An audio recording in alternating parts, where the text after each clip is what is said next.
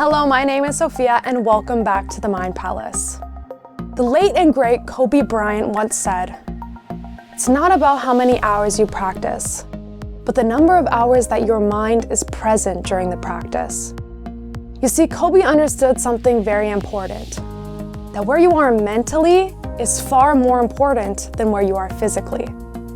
Now, this is the concept that inspired the name The Mind Palace for me, because I truly believe that when you experience something in imagination, you are tuning into an actual place, an actual possibility, an actual palace, if you will, that already exists.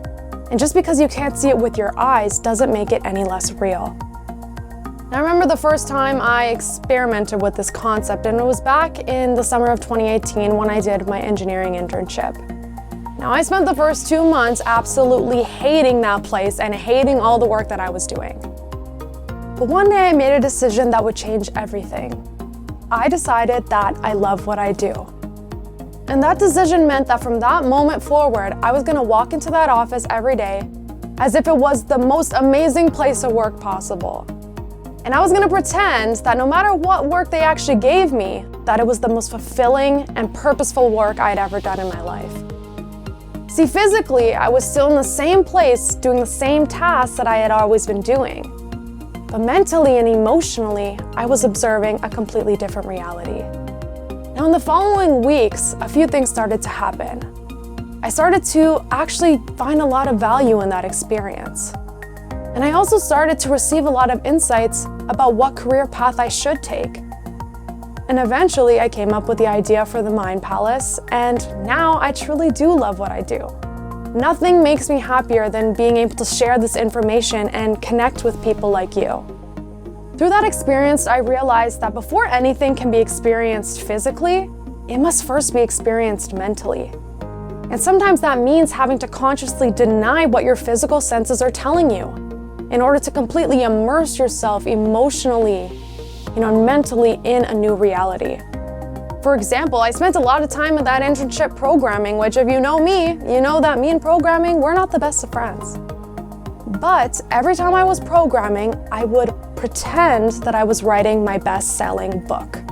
I would think about all the people that I was going to help, and I would let that feeling of fulfillment just well up inside me. And eventually those new thoughts and those new feelings manifested into new ideas and new opportunities, and eventually an entirely new career path. Neville Goddard, the great American mystic and philosopher, explained this principle perfectly.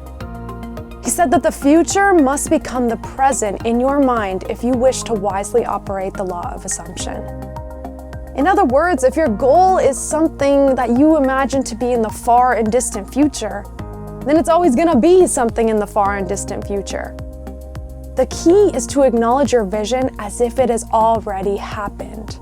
To embody the person who has already experienced that change. That means thinking the thoughts of the person who has already experienced that change, feeling the feelings of the person who has already experienced that change. Remember that creation is already finished. Don't let your senses fool you. Every possibility and probability exists right now. It is not up to you to make something new happen. It is only up to you to acknowledge that it already has. Thank you so much for watching, and this is your reminder to enjoy every precious moment.